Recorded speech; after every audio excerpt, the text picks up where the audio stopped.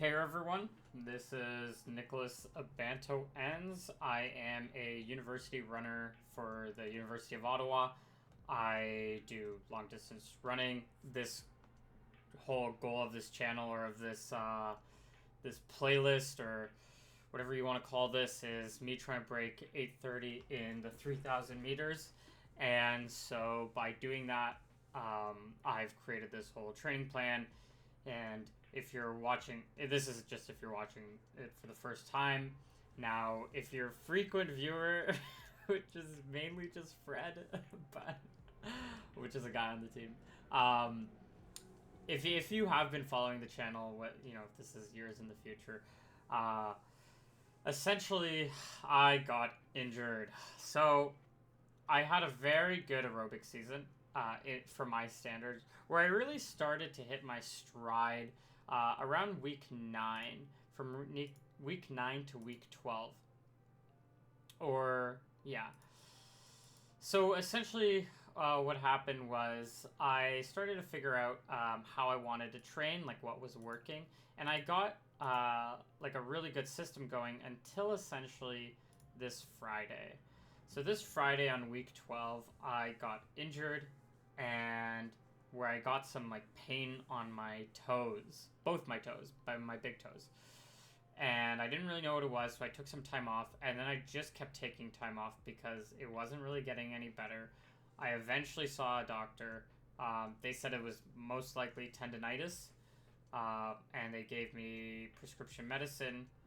Um, Fast forward about 5 weeks later, and I eventually started taking these, what are essentially arthritis pills, which are supposed to help like your joints and stuff because it's the injuries on my joint, on in between like the toes. So it still technically could be a stress fracture. I don't think it is though. I never ended up getting it x-rayed just because school is very busy and I would need to wake up really early, and that's just really difficult. But I mean, I'm pretty much leaning tendonitis because I'm taking these pills and they're kind of working, and like icing is working a little bit. But my pain's not getting any worse, so I started running this past week, which is kind of why I'm making this video, because I thought I'm not going to make a video every week of me doing nothing, as you see. And so right now we're starting to make our way back up. As you can see, there's been an increase. So I think these two runs were both maybe like 30-minute runs or something, like 30-minute, 30-minute. This was technically a workout. I've just been kind of slowly increasing my running. So now I'm at 62 kilometers and 63 almost, which it starting to feel better. I have lost quite a bit of fitness. My watch just keeps pretty much after every run, my VO2 max that's listed on my watch just keeps going down, which is a little bit sad, but it is what it is. I've talked with the head coach, who is different from my regular coach, and he said that I only have 2 years of eligibility, and maybe I should save my eligibility because I've already missed essentially 3 races. This is actually Sherbrooke technically. There is a race coming up in 2 weeks from now. As of recording this video, I'm recording it on the Monday of week 5. It's October 2nd. If you can see this in the, oh, you can't see it in the bottom right. But I have 2 weeks essentially, and I might race it, maybe. I would be racing it under the club jersey rather than the university jersey. And then there's OUAs in 4 months, and I have a bit of a dilemma. So, in one sense, I can maybe get back into fitness by then. But the issue is I would be in fitness like in August fitness, which I was doing well. I thought I was really fit, but I wasn't like racing fit. I was just fit. And so because of that, I don't think I'll have a good OUAs. I don't think I'll make top 20. I don't even think I'd make. Well, I could maybe make top 30. Maybe. But either way, it would. I'd have like a pretty bad OUAs, and that's assuming like I can get back into it. So I kind of want to take it day by day, but really start to consider like, do I take this year off? But that does not mean the goal is over, because we can still compete as a non-university athlete. Not much would change really, and in fact, it would actually make the transition to track like a lot better. But I still want to do this nationals race because it's in Ottawa. Oh, and I would still be doing cross-country races, because I think instead of U Sport, there's an Ontario provincial club race, which has like a bunch of high school athletes and a bunch of like non-university athletes, for the runners who don't go to university, and also for the older runners who are out of university. So I would be competing against them, and then I'd go to nationals. You don't need to make nationals to go to nationals. I don't think. Pretty sure you don't have to. So that's what I'm considering right now. Sort of aiming for nationals, have a good 10K, which I think would be right in my wheelhouse, because then I have,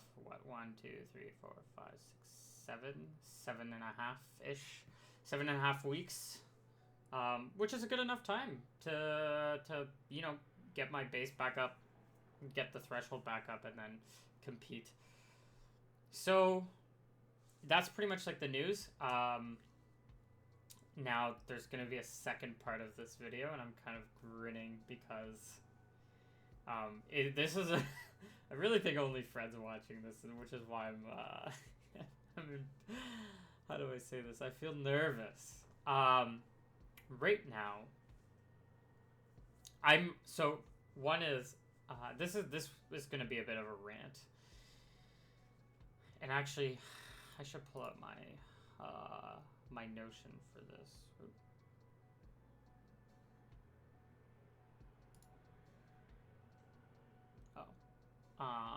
I think I can do it under this email.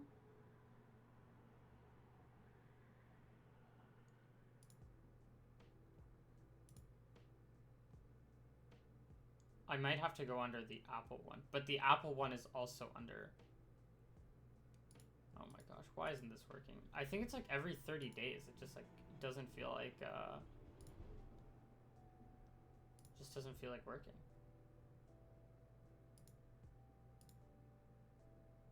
Interesting.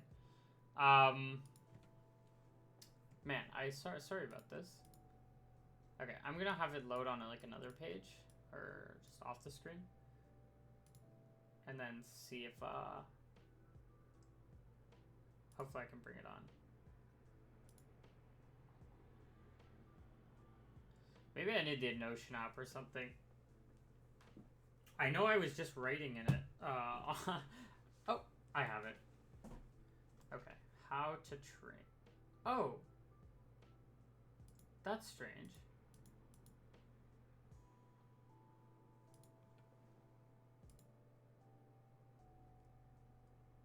Oh, this is so weird. Okay. I'm sort of... Right now, there are two things on my mind. I want to get into coaching. As you know, this channel, I mean, I will offer coaching to anyone who online who's watching, which has not been anybody, as expected. But I wanted to sort of start to. I know what my training like methodologies are. I know my philosophies, but I'm really trying to like write it out, because like the more times you practice writing, you start to conceptualize how you're how you think, what you actually believe in. I could say I believe in one thing, but I need to write it down to like have a specific thing I can like answer with when somebody says, "Oh, well, how are you any different?" or "What do you believe in?" I'm not trying to say I'm trying to change the wheel or remake the wheel or whatever that expression is. But so part of it is, one is that there's a critique against the current training at U Ottawa, and the other is what would I offer. So let's get into it. One is I don't think the current training at U Ottawa is very good. Uh, and for me, there's this issue. There's a timing issue. Uh, there is one athlete. I don't really want to say his name, but if you're watching, or sorry, if Fred's watching, you probably know who it is. But there's one athlete who's pretty good. And he just graduated from high school, but he's not going to university quite yet. I think he's going to university, or he plans on going to university next year, but he hasn't committed to where he's going to go.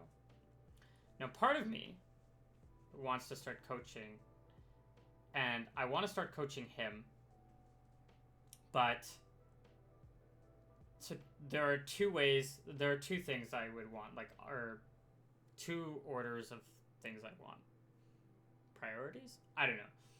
One, I'd wish for him to come to U Ottawa and for me to train him, and I want to be the full coach and fully train him, me, and anyone else who wants to be with me. I will take everybody, but I accept that I might not be able to take everybody with me. So one is I want him. Now, if I can't get him, because if he wants to go to another university, because U Ottawa is really bad, and if he wants to go to Guelph or something, then which is the number 1, number 2 school in the country, or if he wants to go out to a different part of Canada and train there with an amazing program, I want to fully support that. So I don't want to put pressure on him to go to U Ottawa. That being said, I would still want to train him so that he can have to sort of set a foundation so that he can go into the next part of his training, running career with a strong foundation. Because my issue is, if he stays with the current training at U Ottawa, he is not going to get any better. He's going to get a little bit better, but it's going to be fairly insignificant. He's essentially going to waste a year, I believe. So the current training, as I have my 4 points laid out. So one is there's no long-term training vision. We go week by week, which is an issue. I was looking at past athletes. I don't know if I have the table up. I know I have it on my phone. But there are 2 athletes, and actually it's more than this, but 2 of the top athletes that have trained with the current coach. Neither of them really have gotten better.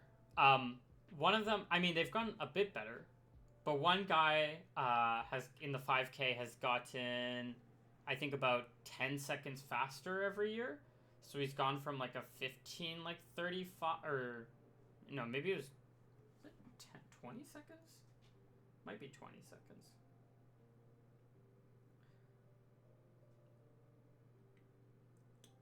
Okay.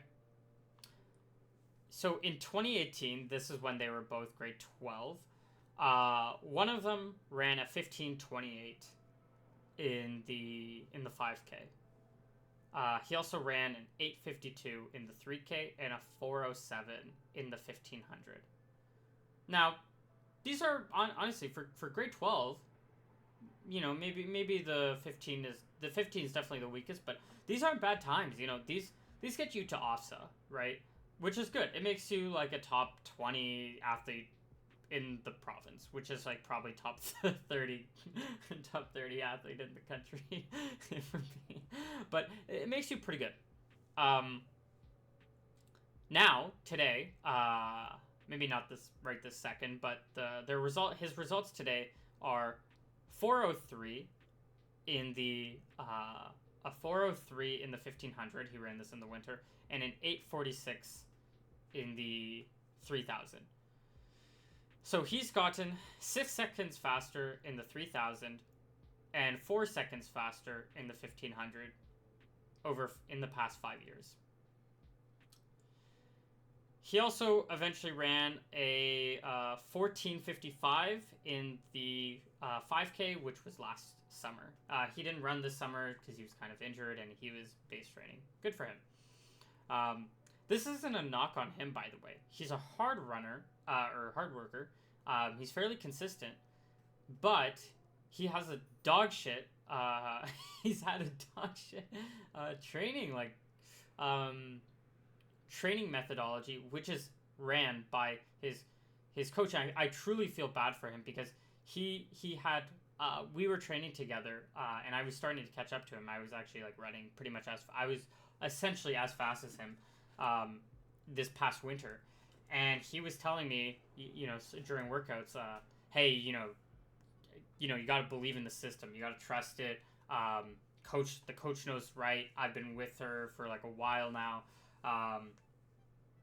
and you don't overdo it, because I was really like overdoing it in the training. Now, I don't think I was overdoing it from my perspective. I truly don't. But I was overdoing it compared to what was listed for our workouts, and for everything else. So, and you know what? After he didn't really get any good performances. He got injured. I guess he started learning about how to train and stuff, and now he's training on his own. Obviously with some friends here and there, but he's training like without a coach. He's coaching him. He's being self-coached, which I'm happy for him. I'm sure he's gonna have a breakout year next summer track season. I'm sure of it. He had a cross country race I think 2 days ago, and he looked pretty good. He looked pretty good for it, but anyways, that's example number one. Example number two, another guy in 2018 ran a 2:30 in the 1K, 3:55 in the 1500, and 8:34 in the 3000. Now, let me just add one thing. They haven't been training, so he specifically hasn't been training with her until like 2021. So he's only been training with her for the past 2 years. So 2019, he ran a 3:52. This was not with her, and an 8:25 and a 14:39. This was in his first year of university. He's 14. So bit of a faster runner, but some pretty good times. And he's very naturally talented. Now we had the pandemic, 2020. He took a year off, and then he came back. 2021, I think he only got a race, a 3,000 meter, and he ran an 8:53. That's the only thing I could find. He probably ran a few other races, but I just couldn't find them. So this is when he started training. So he's 30 seconds slower than he was before, but you know what? It is what it is. That's fine. You take a year off, you're going to be slower. Whatever. Training year. 2022, which was last year, he ran his fastest. His best races were 3:47 in the 1500 and a 15:06 in the 5000. Now this was a road race, so take it as you. So he can run a bit faster, and plus he was by himself. It was really hot, so for sure he can run faster. But clearly, he got from 2019 to 2022. He's gone 5 seconds faster in the 1500. Last year, in the 1000, he ran a 2:30, which is the same that he ran in grade 12. A 3:47, so same time, pretty much. He PB'd, I think, by like 1 second, essentially, but 3:47, or maybe he ran a 3:46. I think he ran a 3:46. But anyways, PB'd by 1 second, and not like much. This year, and then he ran a 15:15 in the 5000. And he also had like a 10K race, which was like 31 something or something like that. Or, yeah, it was like 31:50 or something like that. 3:11 pace, whatever that is. This is all to say that these two are the best athletes in the program, and they haven't really gotten better. One of them has gotten a bit better, or they've gotten a little bit better, but it's like, I truly believe the second guy that I just talked about, he can run a sub 340 in the 1500 with the right training, I believe. He's talented, but he's she's setting him up to fail.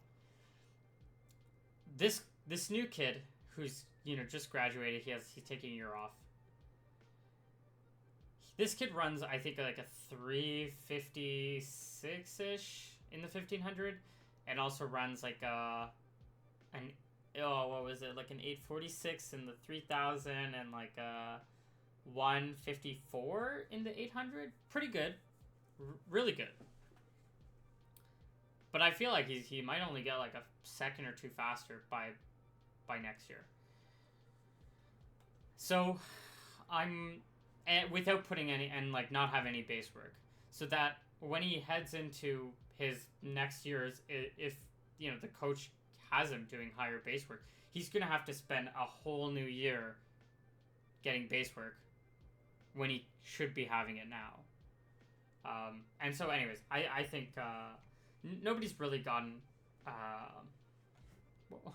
anyways, yeah, so aside from them, there have been a few other athletes, but some of these athletes aren't how do I say this, like, these guys aren't like top 20 in the province or anything. We're talking like below / middle of the pack, like out of all of like university athletes.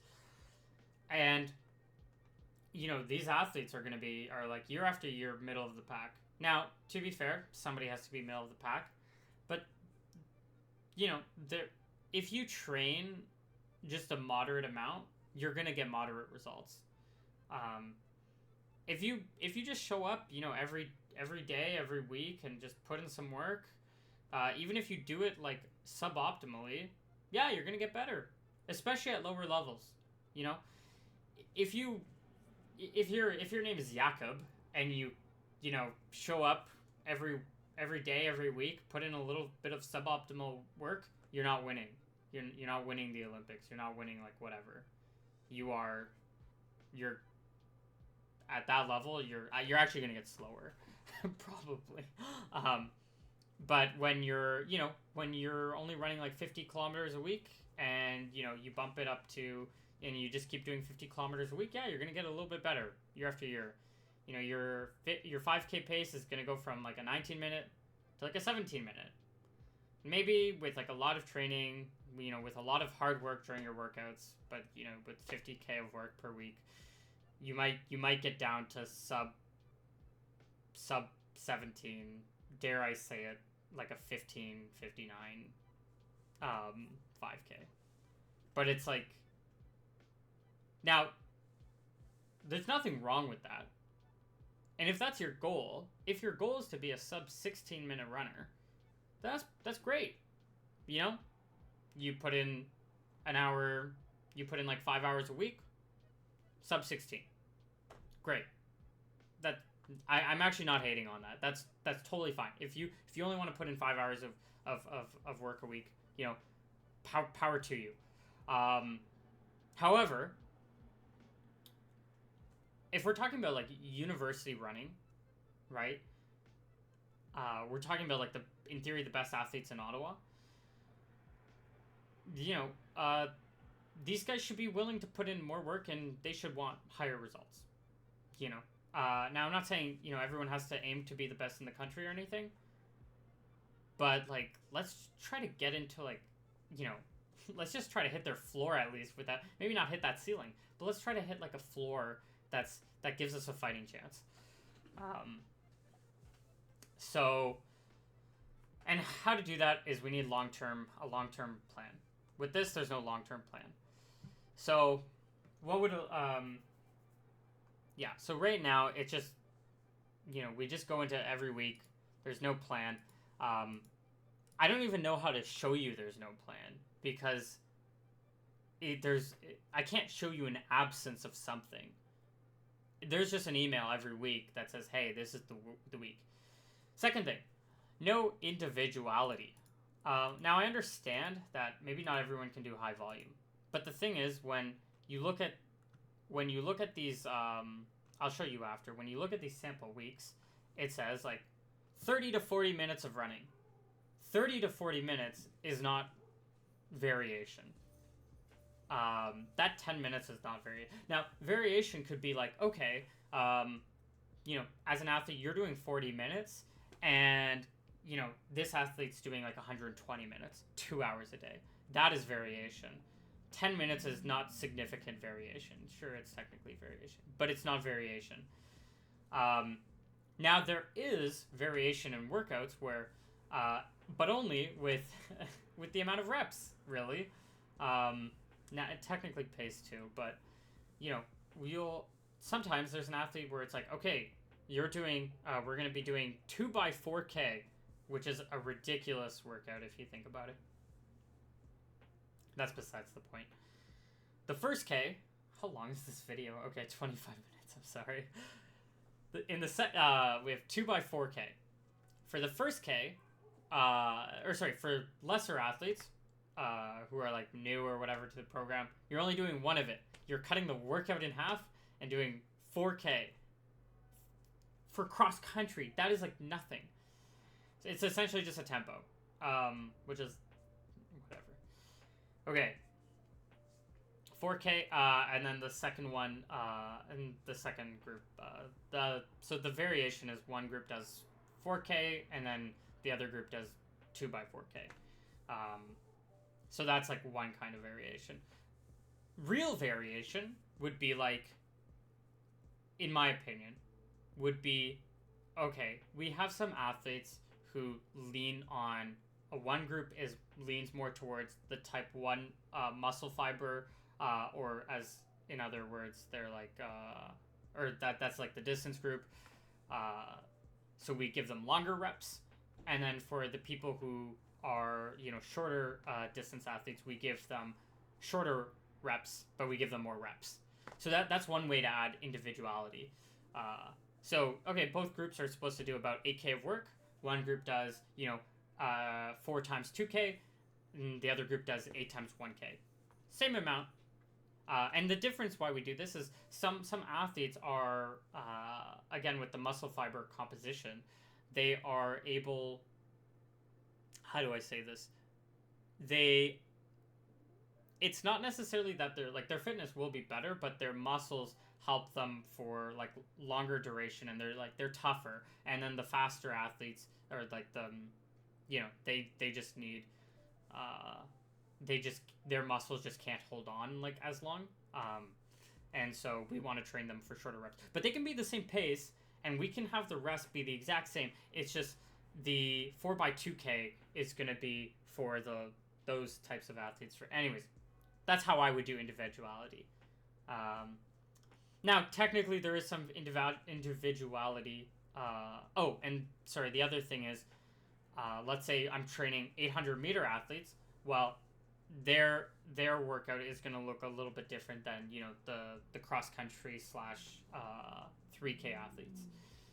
But even then, like, the 3K and 800 are actually pretty... They're not that close, but they're kind of close. They're closer than 10K and 800 meter. That's all I'm trying to say. Anyways, point is, no individuality. And actually, a second point on this individual whatever word, individuality, is that she won't talk to you and like get your opinion on if you can do another rep. She'll sort of ask, maybe, but she usually ends on just leans on the whole like, okay, you're done. So let's say you're supposed to do 4 to 6 times 1K. Once you hit 4K, let's say you're struggling because you're not keeping up with the fastest guy in the group. Okay, you're done. You look like you're struggling. You're done. Right? Or even if you don't look like you're struggling, like, yo, you're 20 seconds behind in this K. You're running 320s and he's running a 3-minute flat. And then, since you're running the 320s and you're at 4 and you're like way behind, you're done. And it's like, well, no. I mean, both athletes are trying to run 8K. Like, there's no reason why, they should have to do less. The only reason they should be doing less is if they can't handle that volume. They can handle the volume, they just can't handle the pace at the volume, right? Like, like volume doesn't we don't when it comes to training, we don't what's the word? We don't peg volume in workouts to pace. It wouldn't make any sense. Think about it. If we have Olympic runners, let's say an Olympic 1500-meter runner like Jakob, right? We're not going to give him, like, if we're giving him, let's say, 10 by 400 meters, okay? At 1500-meter pace. Let's say I'm running a 1500, which is like 30 seconds slower than him. I obviously can't. I could probably only keep up with him for one lap of his 1500-meter pace. Probably not two. What does that mean? I only do like 2 reps or like 2 or 3 reps at for 400? No, that doesn't. Now, how about this is how I would do it. If you let's say run 100K a week and we're doing threshold training, let's say, you're going to be running 10K for your workout. So 10 by 1K. If you're only running 50 kilometers per week, we're only going to have you doing 5 times 1K. Because if your body could handle a higher workout load, you should actually be running a higher weekly volume load, and then try to balance it out. So can you do 60 for the week and 6K for each workout? Okay, you can do that. Can you go higher? If you can go higher, let's do 70K or 65. We don't have to go up by 10, but you get the idea. Let's go 70K per week and then 7K for the workout volume. Oh, you can't handle that? Okay, so we're going to have to find somewhere in the middle, right? But we're not just going to go from 50K of volume and then like a 10K workout. Because if your body could handle that, you should just be running more K for the week, right? Okay, anyways. This is kind of a nice segue into the next point. The current training is low volume, and this is sort of like the no long-term vision. Volume is one of the best predictors for long-term success. Now, there is a volume breakpoint, so I'm not just trying to say you should only do volume, because that will not lead also to results. But you do need to have a volume-based approach, which is where you incrementally increase your volume, but you also incrementally, make your workouts more difficult. But not one or the other. If you just stay at 50K per week, but then you do, but then your workouts get faster and faster and faster, you're gonna plateau super hard because you're polishing yourself up so much. But once you're fully polished, it's not like you can polish anymore. So you're just gonna you're just gonna plateau. Maybe you can get the percent, the smallest of a percent of a percent more polished, because maybe you right, but you're not actually gonna get any faster. When you add volume, it's like if you're, let's say, making a clay statue, right, and you're adding, you add more mud or whatever every day when you add your volume, and every time you do a bit of a workout, you're polishing it a bit. If you're only doing hard workouts and you're not really adding volume, what you're essentially doing is adding a handful of mud and then polishing it off. And so you're fully going to be a polished statue. And you chip away at it, and so you're pretty much stuck with the same thing. Maybe it gets a little bit bigger and bigger over time. If you have a volume-based approach, okay, what ends up happening is you just start adding more to the statue, because you're no longer adding one handful of mud. You're adding 2 handfuls or a bucket of mud to the statue, and then you're slowly chipping away at it. You're slowly making it look like a form, but it's not ready yet. But then when competition season comes, you're going to be, okay, we're done with the volume now. Let's start doing our chipping away. So now, especially if you time it right, you have a really massive statue that is that is a sight to see, which is polished, compared to a tiny little statue this big that is polished. So one is just going to be, I'm using bigger as an analogy to better, but whatever. Just buy that analogy, please. Um, but and this kind of comes to like long-term planning slash the no thought is that have uh, when you have a when you add volume, you should be periodizing your training. Right now, what we're kind of doing is we're always being polished year round and this isn't necessarily just her fault. There's just also competitions. We're in competition season kind of all year round. It feels like because we have competition. We have cross country, then we have winter track, which is a big season because we're university. In Canada, our university track season ends in like February, March only if you're really good, but basically in February. And then, in spring there are some meets and stuff like that. That's kind of where you get back to like the base training-ish. But then summer's track season. It's summer track season. So you're kind of like all training all year round, which is just really unfortunate. And that's not entirely her fault, but, a good coach can say, hey, we're going to have to make sacrifices to one or two of these seasons per year. So right now we're constantly being polished and we're not getting anywhere. With this with a higher volume approach, what we can do is we can sacrifice seasons and we can just add base, add threshold, and we're not going to be polished, and that's fine. We're not going to race well, but it will set us up for success. So yeah. I guess I'll keep talking about Helen's workouts. So here are some sample weeks. This was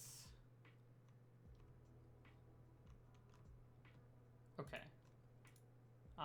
It's kind of listed. This was this last week, but let me go to the week before. So the week before. So this was before our race this year. On Saturday.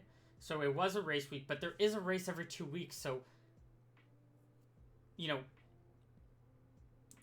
this race can't be... One issue is, like, there's too much value on this race when the big race is, like, provincials. Okay. So 60 to 90 minute long run. First of all, 60 minutes is not very long. 90 minutes is acceptable. I'll accept a 90 minute long run. 10 minute optimal surge. I'm not even going to talk about this because this is just like a ridiculous concept to me. But anyways, 90 minute long run. This is somewhat acceptable, sure. When we add up, okay, let's just keep going. Monday, 1 to 2 times 4K. This is kind of what I was talking about. At 8K tempo. I guess I'll skip over these points, but and I'll just talk about it here. What does 8K tempo mean? Is it 8K pace? Like is it our 8K race pace, which is like I guess cross country race pace, because it's not like you have an 8K track race, because that's going to be a lot faster than an 8K cross country race, right? Is it, well, I mean, she put tempo, so is it like tempo pace? And wouldn't this kind of be ridiculous if we did 2x4K at 8K pace? Like, we're just doing the whole race, right? Like, you wouldn't do this, like, really for anything else below 3,000 meter. Like, you would maybe have something like this for 1,500 meter. You'd have a lot of rest, though. A lot of rest. Now, sure, this is 5 minute rest, but, like, whatever. I'm talking a lot of rest for, like, 1,500 meter. But, 8K... So, but it seems like it's slower. But it's like, what pace is this? She never defines it. Because, one, she doesn't know what tempo is. Actually, sorry, let me backtrack. I think she knows what tempo is. Sort of. But that's only because everyone has, like, a different definition for tempo. So her definition is going to be different from somebody else's definition. But my point is, she doesn't know what this is. Second, this is, so pond loop, 500 meters, rollers, which is just like rolling hills, around Apple Loop, which is somewhat flat grass. It's kind of uneven. So it's not like super fast or anything. There's a bit of an up, bit of a down, but it's like not that extreme or anything. Then you go up this side hill. Whatever you come around, you go up a hill. You go down it, and then you go all the way down, like down the beach, up the beach, and then you do another 2 pond loops. Sure. I mean, you gotta. One of my problems with this is that, yeah, sure, it mimics, and I guess this is my point here. This is like comes down to her philosophy of how she does workouts, and if you're watching, especially Fred, like you have to realize this is her philosophy. Her philosophy is that workouts are supposed to be hard. That's it. Okay? There's no, how do I say this? There's no thought to it except, okay, I'm going to give you a workout and you're just going to run hard. And this is what I mean by, if you can just do anything and you'll get the same effect that you have with her. As long as you run hard, then you'll, like, that's the whole training philosophy. I don't know how to better explain it. And part of that, and part of my explanation for how I find this is because, yeah, we have hills in the middle of these workouts.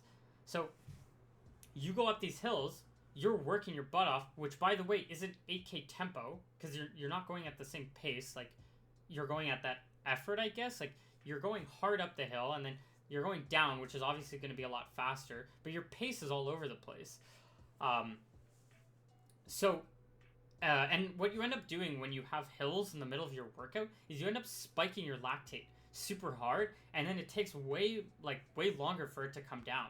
So your pace overall is going to be gradually lower, and you're going to be running at a rate of like spiked lactate, which to my understanding is not like good for like improvement. There is a time and place to spike your lactate, like specifically when you're in like track season and you're trying to run like fast, like you're trying to run an 800 meter or like a 1500 meter. You do need to have like a high lactate tolerance, and you do need to spike your lactate then, but not for 8K. And so, because 8K is like largely aerobic, so we should be doing work that's aerobic. At this point, I mean, okay, aerobic is kind of a misnomer, but at this point, it's not aerobic. Okay, that's all I'm trying to say. Strides, sure, yeah, okay, whatever. Don't worry about any Jason comment. It's fine. He doesn't really even train with us. Tuesday, 30 to 50 minute. I ended up doing some of this math. By the way, you'll see it at the end. But I assumed I just took the max value, and what is this? This is a Tuesday. So that's the third one. This would be about 10K. If you're doing 5-minute pace, maybe a little bit faster, maybe 12K at most, right? If you're going faster, but 10K recovery run or cross train. So maybe don't even run. Yeah, who cares? I mean, if you can't do 10K, just do whatever. Wednesday, longer warm up. Now, I understand the reasoning behind this, but here's the thing. Here's my issue. Not behind the 20-minute warm up. The workout is roughly 6 by 600 meters at 5K effort. 2 to 3 minute rest. So 6 times 600 meter is roughly 3.6K of work. Now, yeah, sure, running a 6K race, but it's not, this isn't a lot of work. 3.6K is nothing. Now, sure, you can say, oh, it's before race. But again, this kind of goes back to my earlier point where, sorry, I'm just yelling.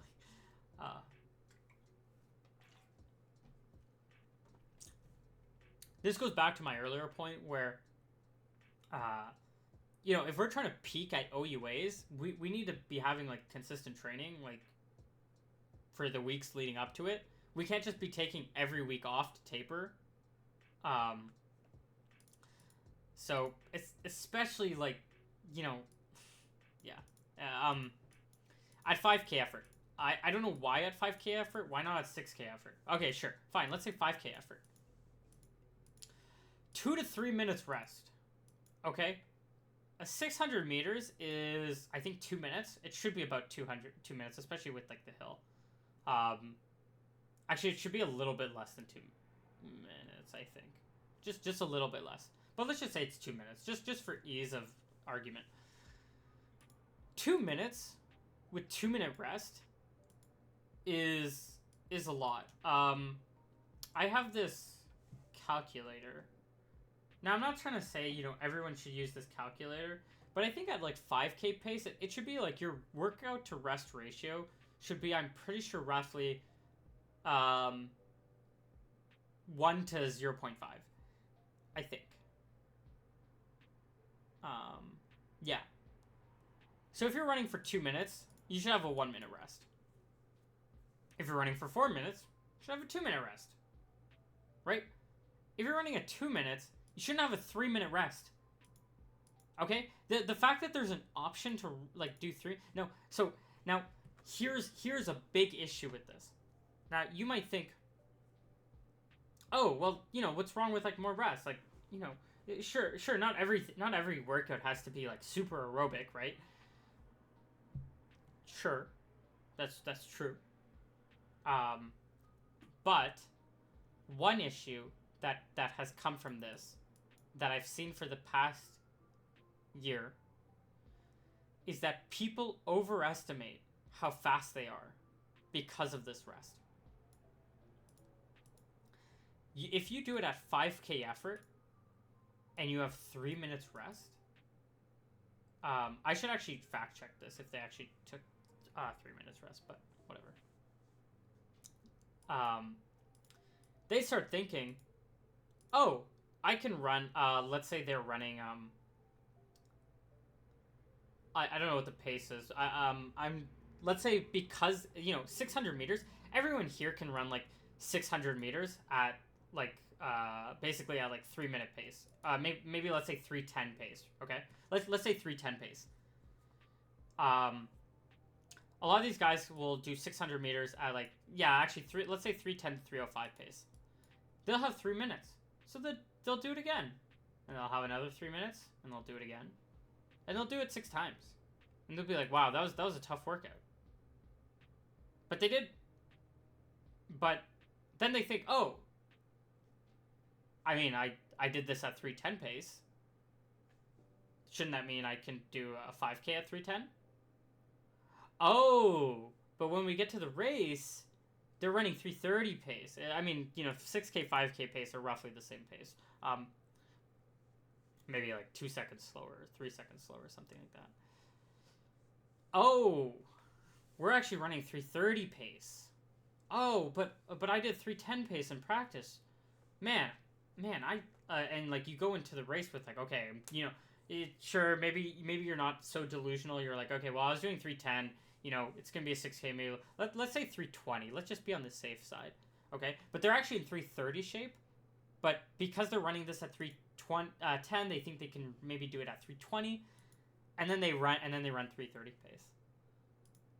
And you're like, oh, am I just slow, or like what's like? There's a disconnect, and over time, like they're like, oh, I'm not getting any better. I keep having bad races because they go into the race thinking that they're in this kind of shape when really they're not.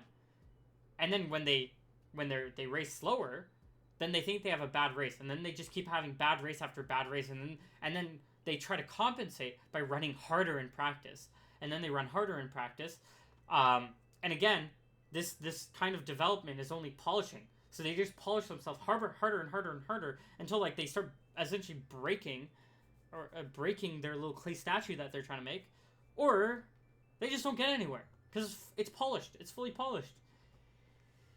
Okay. Anyways, let's move on. Thursday, recovery run, 30 minutes. That's like 6 kilometers or something. I don't know. Friday, off. Okay, sure. I mean, day before race, whatever. Fine, sure. Take a day off. I'm not super against day offs, just to let you know. Saturday race, okay, 6K race, warm up, cool down, another 3. Anyways, here's roughly the math. Should be about 67, let's just say 70K. That's assuming you're doing everything at its maximum. 70K of running. 70K is not a lot. When I was doing my aerobic season, I was doing 140K eventually. I worked up to it, but I was doing 140, and I was getting really fit. What is my point? Like, I think I'll have more long-term success than anyone who's doing 70K. And if you look back at me when I was doing like less, you know, I used to have like lower volume, or even when I wasn't able, when I was closer to like 100K a week or 90K a week, you know, I wasn't like, I was getting a bit better. I was getting better, but especially when I started doing like every time I started doing higher mileage, I noticed I was getting more fit. Anyways, moving on. Let's jump up to this. This is this week. Oh, actually, sorry. Yeah, so anyways, this is 70K. This is embarrassing. Like, no offense. Like, this is not like that much. If you are a first-year athlete and, you know, you're coming off high school where you never really did any mileage, sure. I'm not saying you should be embarrassed to run 70K in 1 week. Everyone has their own path. Everyone's on their own journey, right? I'm saying this being like the maximum standard for people, that's embarrassing. Okay? If you're a 70K runner, your main focus should actually just be mileage. It shouldn't even be workouts. I would roughly say that like a good goalpost for a first year runner in university or like that age coming off high school should be about 100K. I think that's safe. Because I actually think like, you know, I could ask for more, and it wouldn't be like, it would be tough and a lot of people could be injured, but I think actually 100K is really reasonable. I think like I'm being very conservative by saying 100K is what a first year athlete should be aiming for.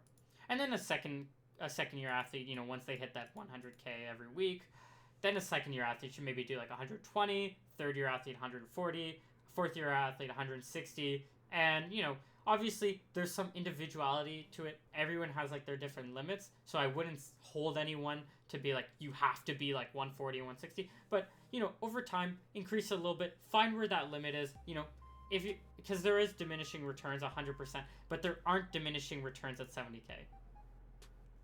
Anyways, don't worry about this math.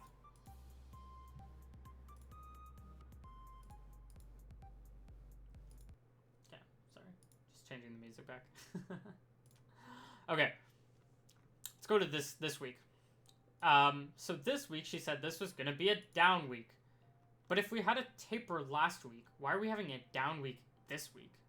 Now I get that we're 4 weeks away from OUAs, but like 1.5 weeks before OUAs is a down week. So we're having down week with the race into a down week.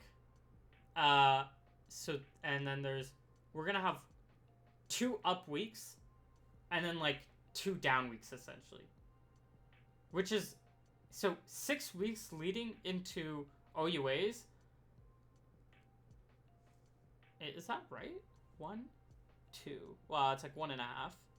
Okay, let's say half of this. 1.5, 2, 3. So 3 of the 6 weeks are going to be down weeks for the 6 weeks leading up to this. Okay, anyways. So this is why a lot of this is less. But anyways, long run, 60 minutes. Man, my normal runs are 60 minutes. Yesterday, I'm coming off an injury, and my easy runs are 60 minutes. Where is this? This 12K that I did yesterday, and this actually this might have been a 50-minute run. Actually, I'm not sure. No, this was an hour run as well. Yeah, My run Saturday and my run Sunday, both 60 minutes. Not long runs. Aerobic season. I ran twice a day. My 15Ks were about 70 minutes. My 10Ks were about 60 minutes. No, they were about like 50 minutes. Or 50, 55 minutes. I didn't go by minutes, but they were about 50, 55 minutes. Sometimes 60 minutes, honestly. I sometimes ran 6-minute Ks. Okay? I did this twice a day. Now, I also didn't have any long runs. But anyways, point is, this is not a long run. Also, yeah, anyways. Monday. 3 times 8K tempo. Again, what does 8K tempo mean? 4 minutes rest. Quite a bit of rest, but sure, whatever. 1.2K. This is like the 2 pond loops where 1K loop and then up the hill. Sure. 600 meter. And then, you know, strides. I hardly count these, but I was just adding into the math just to be nice. When I look at a workout like this, it feels made up. Why are we doing a 3K? Why are we doing a 1.2K? Why are we doing a 600? I think the idea is to get it like a little bit faster every time. But why? Like what's the reasoning behind this? What's the reasoning about making shorter reps but get faster every time in cross country? When you're running for like, you know, these guys are going to be running for almost like 30 minutes during the race. Why do we need to get faster? Like, these guys are never running faster than, obviously except for like the start. These guys are never running faster than like 320, 330, sometimes even 340 pace, right? You know, why should they be running 600 meters ever? Doesn't make sense to me. Tuesday, 40-minute run. 30 to 40 minute. I am just saying 40 minutes to be nice, but 40 minutes. Wednesday, 2 to 3 sets of hills. These are essentially just going up, down, up, down, up, down the hills, and then like pond loop, and then like up, down hills or something like that. Let me just read this. Okay, so you go up, down, up, down. So wait, you go up, down, up, down, up, down. And then you do that to 2 pond loops. Second loop, you're going even faster again. Okay, so yeah, that's what it is. So what you're doing essentially is you're spiking your lactate super hard 3 times. And you're kind of like sort of resting. She says float, but like it just kind of means like you're going downhill. Like it's not you're moving, you're tired. But anyways, you're running down the hill, essentially. You're not like sprinting, but you're running down the hill. You do 1 loop at 8K pace, so 500 meters at 8K pace. And then the second one, you're like doing a surge again. I don't know how to explain to you how stupid of a workout this is. It's like, okay, let's say you're doing track and field, and your coach says, okay, we're going to do 1K repeats, but the first 100 meters, you're going to sprint. And then the second 100 meters, you're just, you're going to jog. And then the third one, you're going to sprint, jog. And then, like, the fifth one, you're going to sprint, jog. So that's, like, 600 meters. Actually, let's just say it's 1,500 meters. Like, let's say every 100 meters, you're sprinting. And then you're jogging. And then you're doing, like, 1 lap. Where you're, like, going at, let's say 3K pace. And then the last lap, you're going at 1,500 meter pace. Do you know how, like, ridiculous that sounds? Now, like, don't sort of, like, forget about, like, the exact pace I said. I know I said 15, but point is, if you start sprinting and then jogging at the beginning of, like, your rep, like, there's a reason nobody does this. Because, like, you're just spiking your lactate, and then you're just suffering. It's just stupid. I don't know how else to explain it except it being stupid.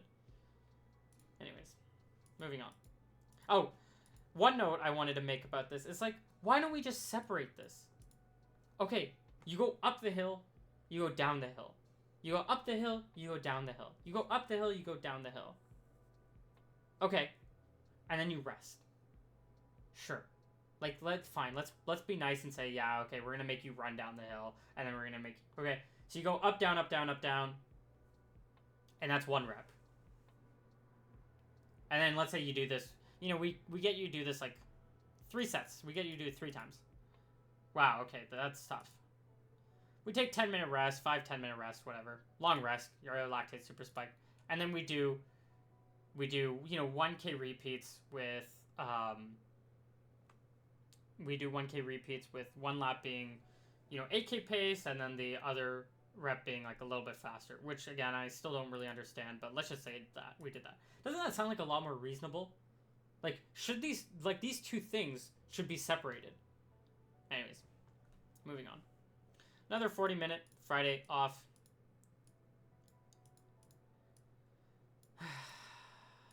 I mean, if we're taking like 30-minute runs,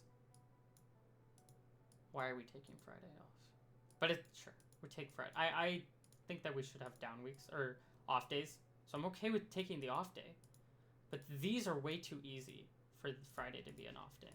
Anyways, Saturday, 20-minute tempo run on a hill. Like it's like a loop that you go up the hill, or you go like sharp downhill, go around, flat, gradual uphill. 20 minutes. Tempo. Is this 8K tempo? Probably not. What does tempo mean? Anyways, what ends up happening is these are like pseudo races where people just go really hard and they end up like essentially collapsing by the end because it's really tough. Like, if you ask these people to do 5 more minutes of this, they would not. They would not be able to do 5 more minutes. These guys are pushing it to like 95% or whatever by like 20 minutes. They and they're suffering. Anyways, we got roughly 61 to 65K. That's assuming if we run these like easy days a little faster than we should, which is a problem of its own, but whatever. She's not necessarily saying that, so I don't want to put words in her mouth. But we got 65K. If you're in my system, if you're me, for example, I do this plus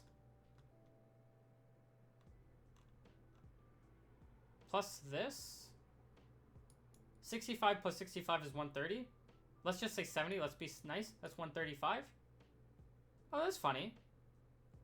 I do the same amount of work in 2 weeks that she wants me to do in 1. Oh. I wonder, if I train for 1 year under her system versus 1 year in my system, I feel like I'm running 2 years worth. Like, I feel like I'm getting, right? Like, plus I'm not aging as long, so I'm not, because I'm getting older. But anyways, so I don't, it's like, interesting.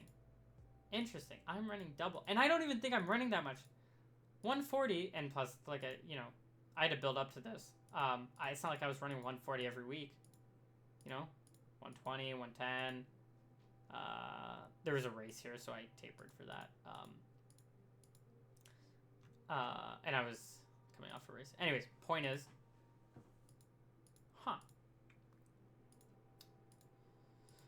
okay. What are we at next?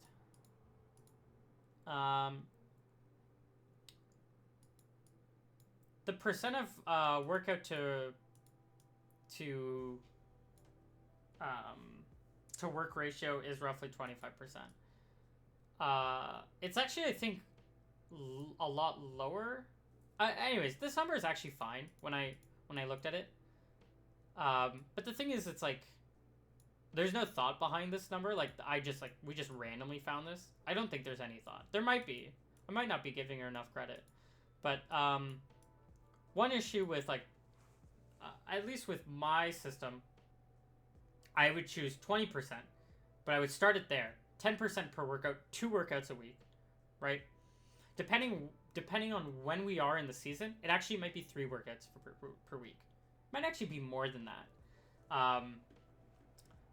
But I would do long run is 1 workout, but we're not counting that because it's like easy running. then we have 2 workouts, 2 threshold workouts. But remember, this is 25% at like 8K or faster pace. I would want to do 20% at threshold, which is like roughly half marathon pace, a little faster. Hour pace. Workouts are made of, yeah, up, down, run around until 1.2K, then run 3K, then run 600 meters, then run 2K, then run 5K, then run 1K, then run 200 meters, then 3x1, then hill. Like, why? What's the thought? I already went over this.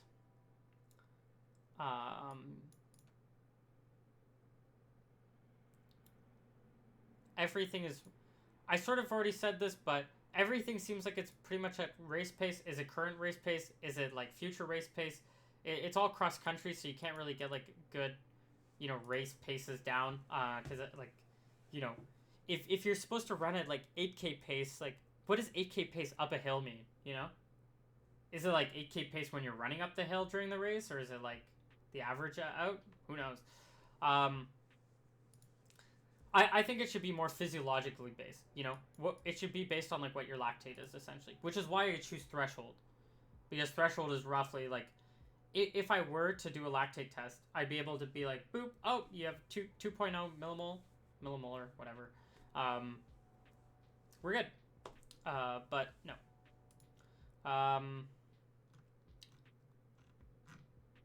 There was one more point I wanted to make.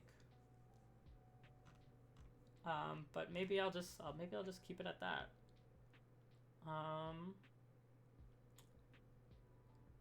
Workouts are random. Yeah. Anyways,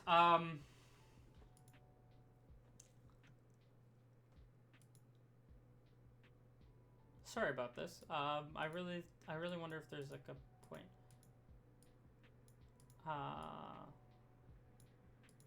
Anyways. Here's what I would do.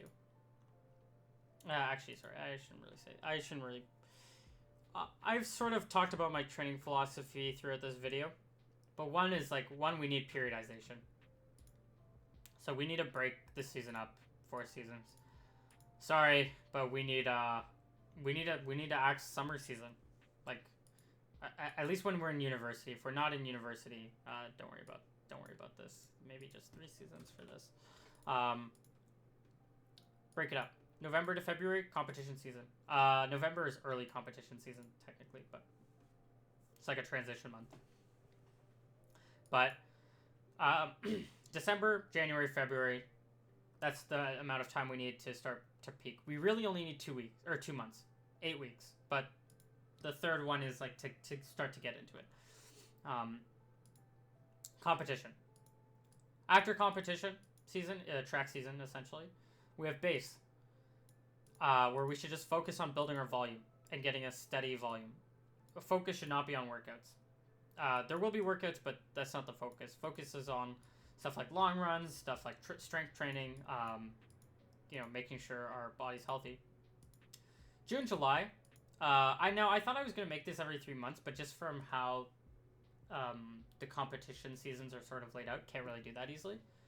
June to July, this is where we start really adding in our threshold. Now, there is going to be threshold here, but it's not going to be like a focus. Here we add in threshold. And again, like a lot of this should actually be like the same, by the way.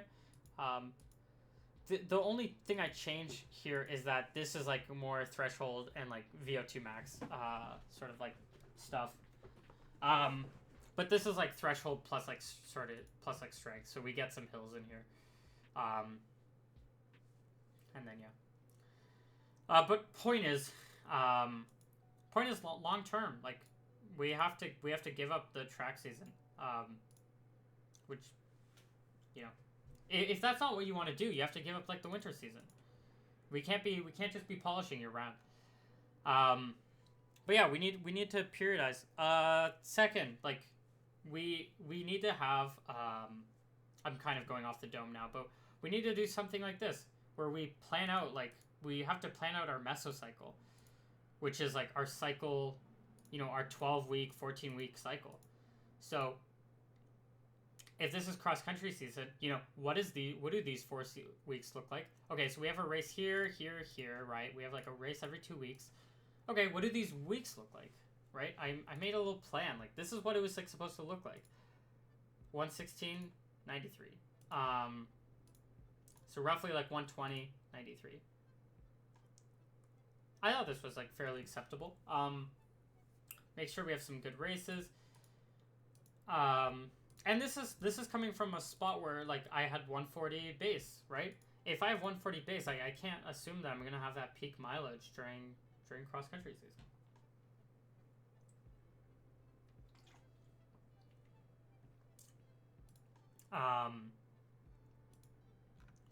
You know, let's have like, yeah. So anyways,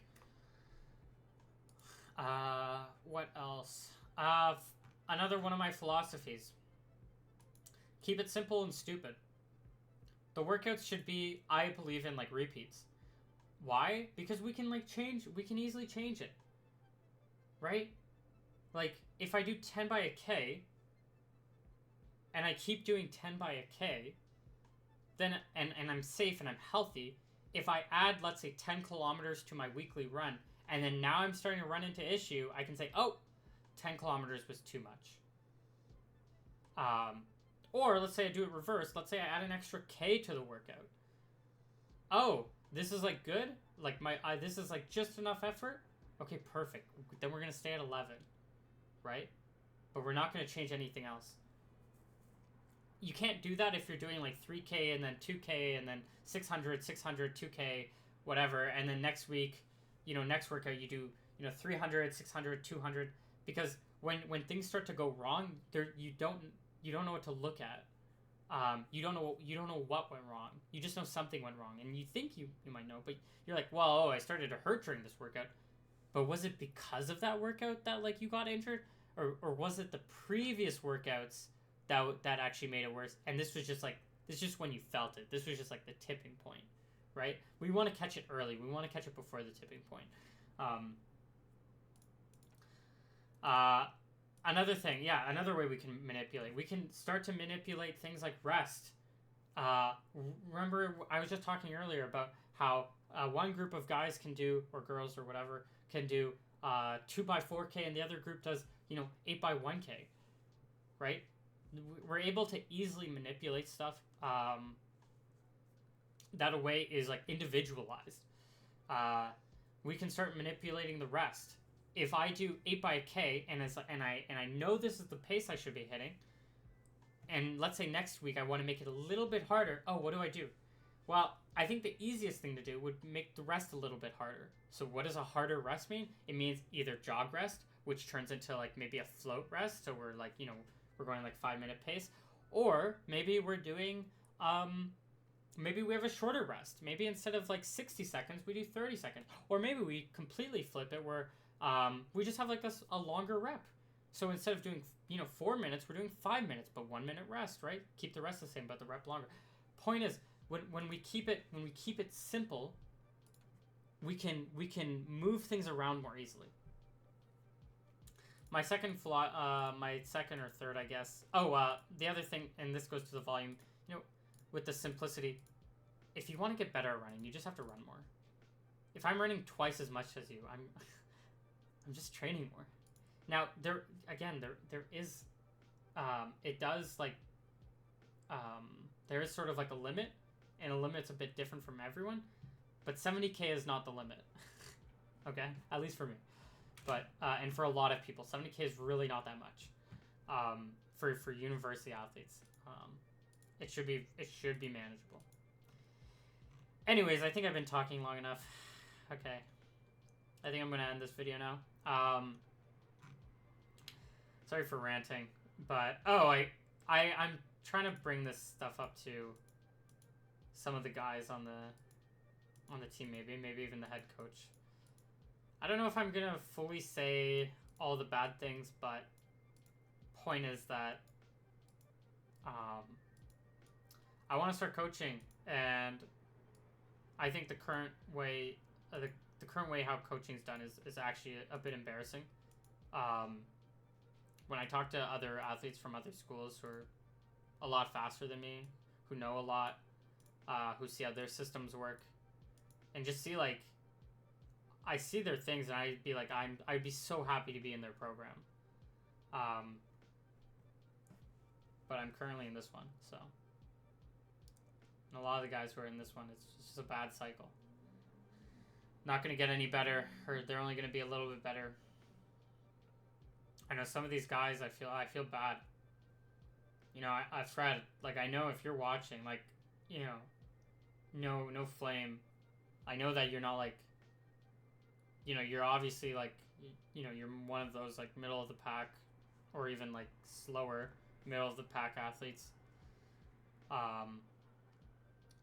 And I know you have big dreams, big aspirations of, you know, especially more in track, but going to like qualifying to OUAs, you know, by yourself, you know, qualifying to Heat 1 OUAs, maybe even U Sport, right?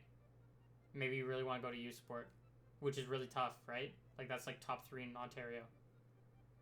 Like I know like if you want to do this, like I feel bad for athletes like you because I know you're not lazy, and that's what upsets me, like it's like me. I'm not lazy. I want to put in the work. And you put in the work and you're not going to get results. And it's like how long do you have to go through that? Like I don't know.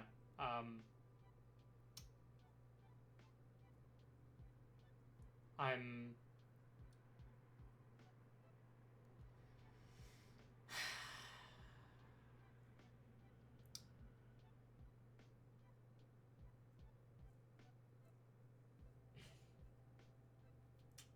I don't know, a bit of a loss for words, maybe because I've been talking so much.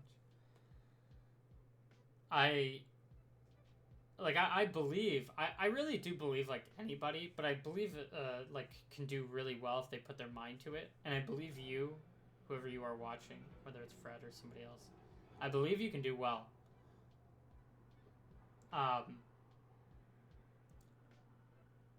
And I believe you have the heart to do well. Like, a lot of people, they might even be talented, or maybe they're not. And they'll come in, they'll do the work, and they're not going to get much better. And it's like, okay.